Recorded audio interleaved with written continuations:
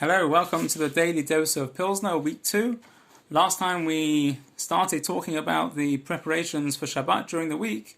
When we buy something, saying this is for Lechvod Shabbat. Today we're going to focus more on the latter part of the week, namely Friday, possibly Thursday, in terms of the preparations for Shabbat.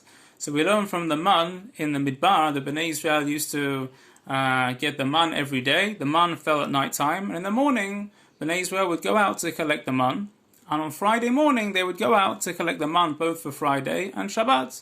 We learn from here that there's a mitzvah to prepare the food for Shabbat on Friday morning. And in a similar vein, some women have the minhag to bake challah early on Friday morning. Even though there is a mitzvah to start your preparations early on Friday morning, if someone has a regular shacharit minyan they go to and a regular learning seder, they should do that as normal and then do their preparations afterwards. The Achronim say that it's better, in an ideal world, to do your shopping and preparations for Shabbat on Friday morning rather than Thursday. Number one, it's more apparent and obvious that you're doing it for Lechvod Shabbat. And number two, the food will be at its best on Shabbat because you bought it fresh on Friday. However, notwithstanding that, Rav Melamed says that if someone has two possibilities, possibility number one is to do all the cooking of the food on Friday, but you're going to be exhausted when Shabbat comes in. Or possibility number two is to do your cooking on Thursday and then entering Shabbat in a more peaceful and happy state.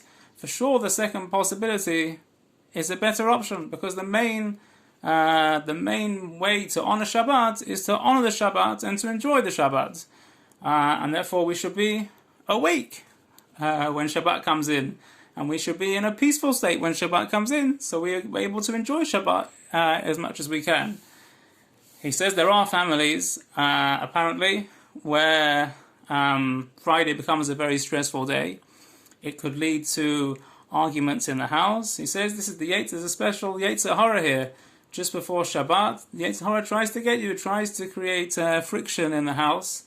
And it's very important. We should do our best to plan our week such that our preparations will be done, if need be, earlier in the week, so that we come into a state of Shabbat where we're relaxed, we're happy, and we can enjoy Shabbat in the most optimal way.